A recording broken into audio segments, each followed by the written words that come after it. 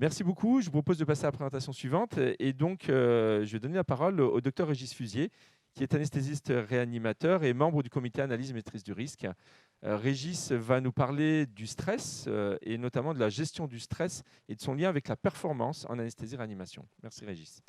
Merci beaucoup. Bonjour tout le monde. Donc effectivement, Ségolène a commencé par parler du stress, on va dire un peu plus chronique, et on va insister maintenant sur le côté stress aigu et au niveau plus de la performance au quotidien. Comme l'a dit Julien, je fais partie du comité d'analyse maîtrise des risques. Je suis médecin anesthésiste réanimateur à Toulouse, au centre anticancéreux. J'ai aussi une autre casquette, puisque j'ai une licence de pilote professionnel. Et la gestion du stress, les facteurs humains, c'est quelque chose qui est extrêmement important au cours de la formation.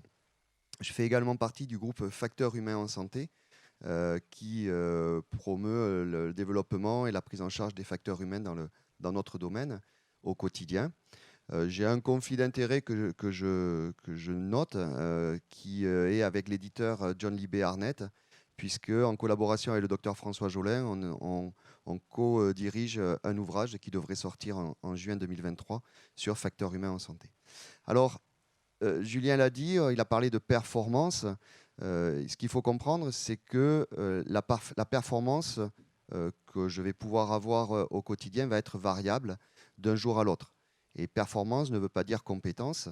On peut avoir des compétences dans un domaine et pourtant, je peux avoir une performance moindre parce qu'il va y avoir un certain nombre de facteurs qui vont venir impacter ma performance, que ce soit des facteurs individuels. Si je débute ma journée en ayant appris une mauvaise nouvelle, le décès d'un ami par exemple, je pense à ça, ce qui m'est arrivé il y a un an, forcément, la façon dont je vais pouvoir gérer mon quotidien va être impactée. On a aussi la fatigue qui peut impacter sur le plan individuel. Donc il y a tout un tas de facteurs à prendre en compte.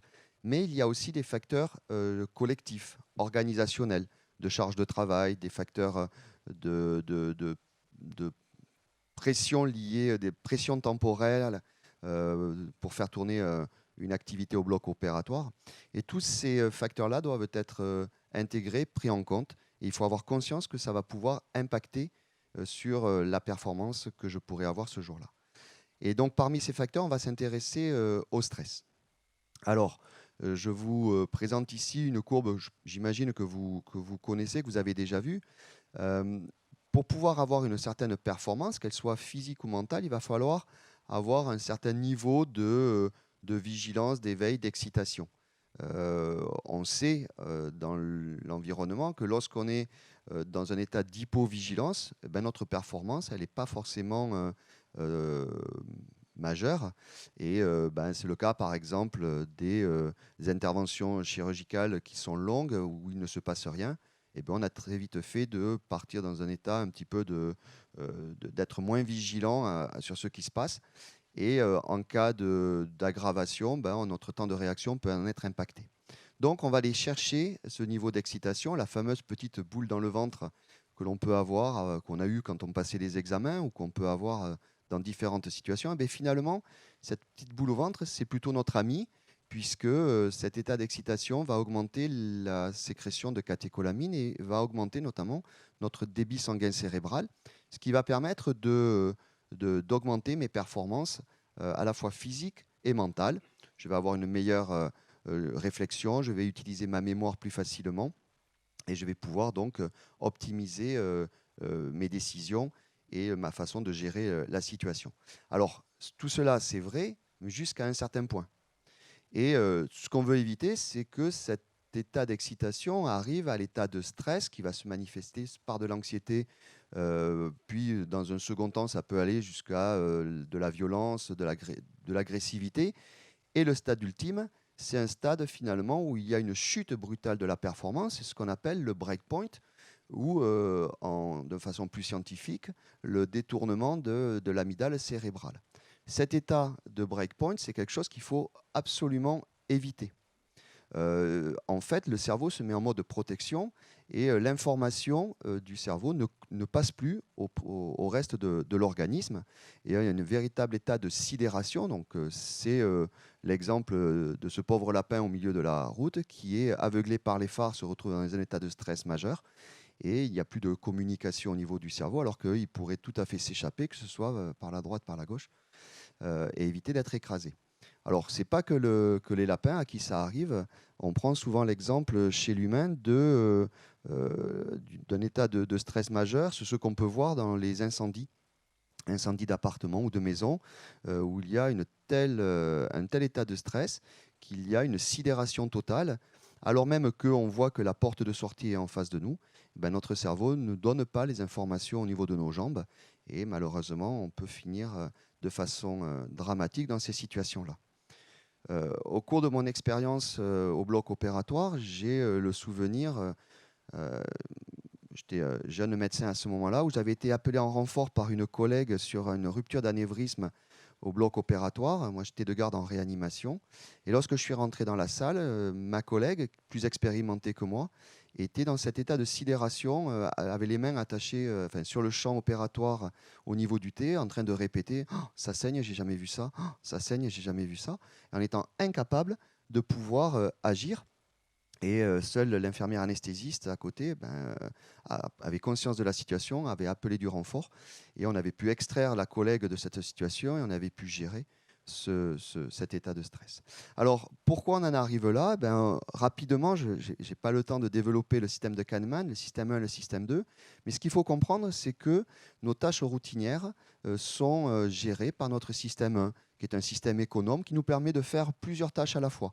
C'est-à-dire que je pourrais être capable de lasser mes chaussures tout en continuant ma présentation, parce que le fait de faire le nœud à mes lacets est une tâche qui est automatique.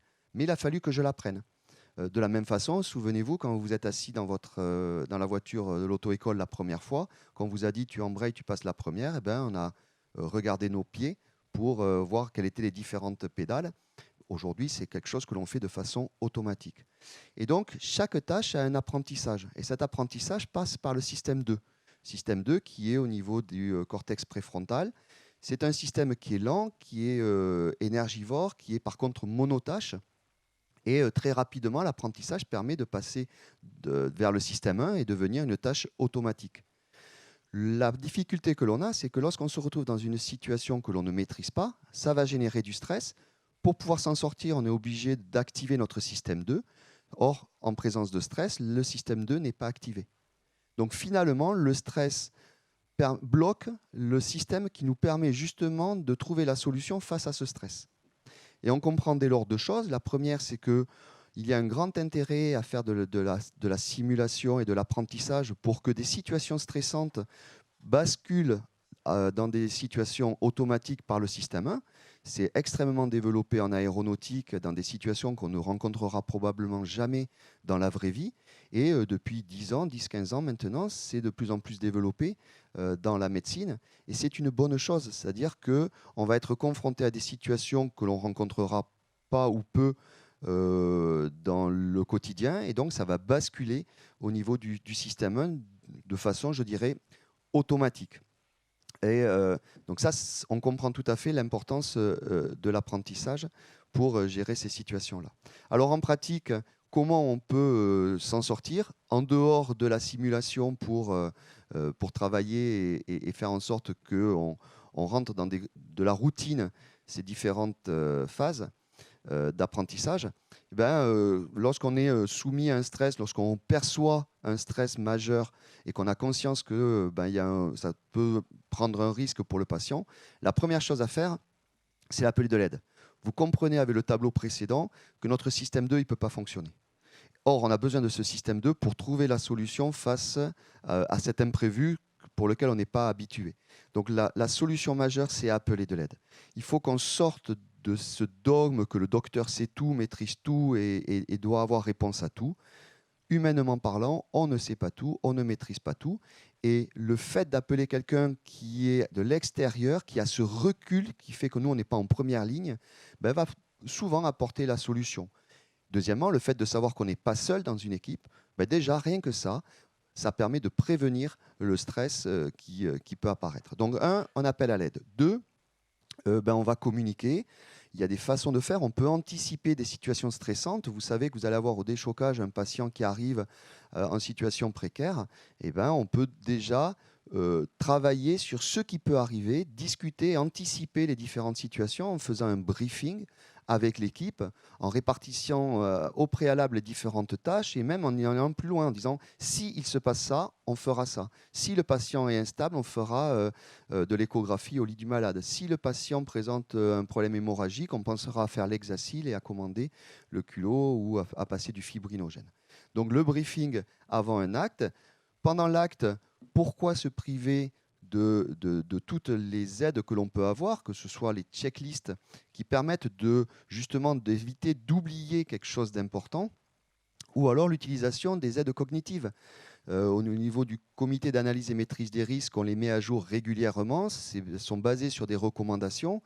Et encore une fois, il faut comprendre qu'en situation de stress, la mémorisation, elle peut être défaillante. Pourquoi apprendre par cœur la dose du dantrolène alors qu'on aura probablement quasiment, si on l'utilise une fois dans sa vie, ça sera déjà beaucoup. Il vaut mieux utiliser à ce moment-là des aides cognitives qui nous permettent d'éviter d'apprendre 36 000 choses et surtout qui vont nous permettre d'éviter des erreurs lors de l'utilisation. Enfin, je rappelle que en septembre dernier, la Société française d'anesthésie et réanimation, en collaboration avec le groupe Facteurs humains en santé, ont élaboré les premières recommandations de pratiques professionnelles sur facteurs humains en situation critique, 21 recommandations basées sur des données de la littérature. Et parmi les différentes recommandations, que je vous encourage grandement à lire, à digérer et à essayer d'implémenter dans vos services, il y a la recommandation 4.1 qui suggère que les équipes soignantes confrontées aux situations critiques puissent bénéficier d'une préparation psychologique à la gestion du stress pour améliorer leur vécu et leur performance. Donc, on peut apprendre aussi de façon spécifique à gérer ce stress. Alors, il y a différentes techniques. Ségolène a parlé méditation. Il y a, vous entendrez parler régulièrement de techniques d'optimisation du potentiel, le TOP. Alors, je signale juste que c'est une marque déposée maintenant. C'est pour ça qu'il y a le petit R à côté. Ça peut se présenter, il y a d'autres façons de le faire, hein, bien entendu.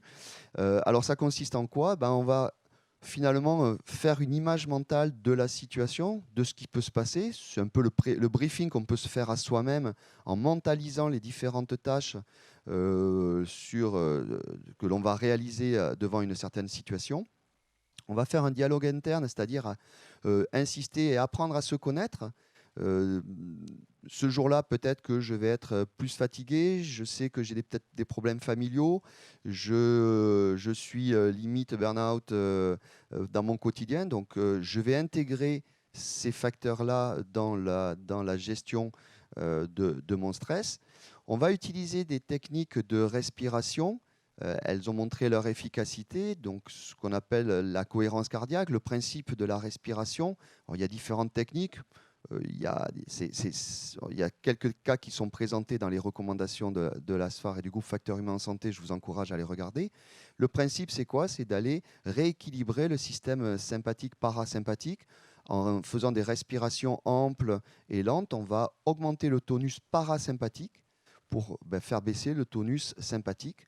Et enfin, les techniques de relaxation qui peuvent agir sur la diminution du stress et l'augmentation de la performance. Ça a été démontré notamment en simulation médicale par l'équipe de Lyon.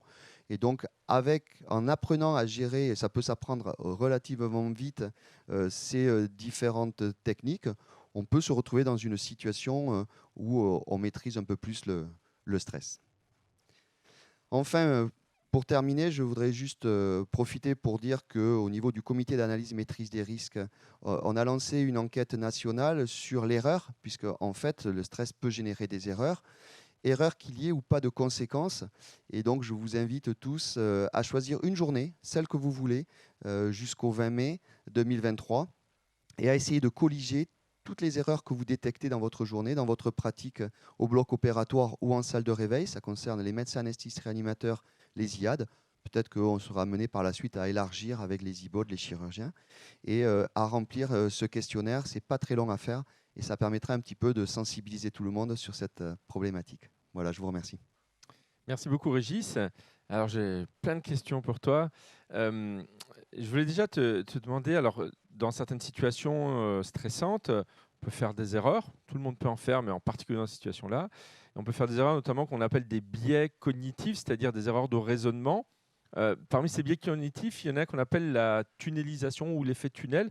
Est-ce que tu peux nous en dire un peu plus? Parce qu'on utilise cette expression peut-être des fois à tort. Alors, très bonne question. Et effectivement, c'est quelque chose dont il faut avoir conscience. C'est-à-dire que lorsqu'on va être en situation de stress, on va avoir une diminution de la détection sensorielle, qu'elle soit auditive notamment et surtout visuelle, avec un rétrécissement du champ visuel. En pratique, ça veut dire quoi? Ben, ça veut dire que si je suis focalisé par exemple sur une intubation que je n'arrive pas à intuber, eh ben, je vais faire abstraction, je ne vais plus voir tout l'environnement. Je peux avoir un collègue qui rentre, je ne vais pas le voir. Je peux avoir l'infirmière qui va amener le chariot d'urgence, je ne vais pas le voir. C'est ce qui est arrivé malheureusement à l'équipe d'anesthésie qui a géré Hélène Bromilet, qui est connue un petit peu pour quand on parle de tunnelisation, ce cas, hein, qui était la femme d'un pilote de la British Airways. Donc on va se focaliser sur notre geste et on va oublier. On va aussi oublier, on va plus entendre ce qui se passe autour. On peut nous parler, on ne va pas l'entendre, on ne va pas entendre les alarmes. Sur YouTube, il y a une vidéo qui montre un équipage dans un petit avion avec 3 pilotes à bord qui se posent sur l'altiport de Megève et on entend cette alarme en permanence sur les 2 dernières minutes qui est l'alarme de l'absence de sortie du train d'atterrissage et aucun des pilotes ne l'entend et ils se posent le train rentré.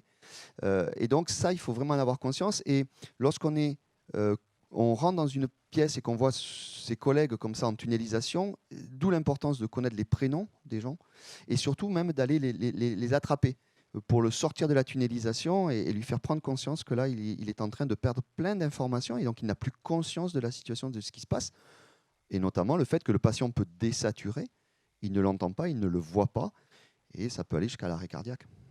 D'accord, merci. Toujours sur la thématique du stress, alors on vient de voir un peu l'impact que le stress aigu peut avoir sur la performance et tu nous as présenté plusieurs techniques rapidement hein, pour essayer de contourner ou de gérer, atténuer ce stress. Ce sont essentiellement pour beaucoup des techniques individuelles, mais est-ce qu'on peut les faire en équipe? Absolument. Alors, j'ai un petit peu parlé des techniques en équipe avec la simulation. Hein. Simulation, l'interdisciplinarité, le travail en équipe. Je crois que c'est quelque chose qu'il faut développer, qu'il faut maintenir. Et au niveau de la simulation médicale, il faut, à mon sens, mais peut-être qu'il y a un biais ma formation, mais systématiquement aborder les compétences dites non techniques. Et parmi les compétences non techniques, la gestion du stress. Mais déjà, si on travaille sur la compétence non technique, si on travaille sur le fait de bien communiquer, si on travaille sur le fait de partager des tâches, le fait de pouvoir s'appuyer sur autrui, déjà, on participe à la limitation de la génération du stress. Si vous êtes dans une équipe, vous savez que vous avez les collègues à côté, que les procédures sont rodées, que vous n'allez pas être jugé parce que vous appuyez sur le bouton rouge, mais au contraire, on va vous encourager, dès que vous avez un doute, à appuyer sur le bouton rouge pour que tout le monde vienne. Vous allez arriver déjà dans des situations où vous n'avez pas la boule au ventre quand vous arrivez dans votre bloc opératoire au quotidien. Et ensuite, on peut tout à fait intégrer cette réflexion. Et tu posais la question tout à l'heure à Ségolène des zones un peu de repos et de la sieste. Et je dirais, on pourrait tout à fait imaginer dans nos établissements des ateliers avec peut-être des coachs de préparation mentale qui justement nous permettent à la fois individuellement et collectivement de travailler sur cette problématique-là. En orientant ces démarches vers la performance, c'est-à-dire la qualité, la sécurité des soins. De toute façon, depuis ce matin, de tout ce qu'on parle, c'est à la fois la sécurité des soins pour les patients et aussi l'amélioration de la qualité de vie et des conditions de travail pour les soignants. C'est indissociable aujourd'hui lorsqu'on parle facteur humain, compétences non techniques, simulation, d'avoir pour objectif à la fois les patients, mais aussi les soignants. Oui, parce qu'on a longtemps eu l'impression que toutes ces préoccupations étaient de l'ordre de la revendication des professionnels pour travailler dans de meilleures conditions. Mais il y a un réel impact sur le devenir des patients et on a maintenant de la littérature qui nous montre les effets en termes de survenue d'événements indésirables potentiellement graves de ces mesures-là. Tout à fait d'accord. Ça fait 40 ans que ça a été développé, enfin 30-40 ans que ça a été développé dans l'aviation commerciale. Donc c'est bien qu'on rattrape, on essaie de rattraper dans la santé. Bon. Alors j'ai une dernière petite question peut-être pour Ségolène ou pour vous deux. On a parlé du stress aigu, tu nous as parlé plutôt du stress chronique sur le risque, en termes d'impact sur les risques psychosociaux.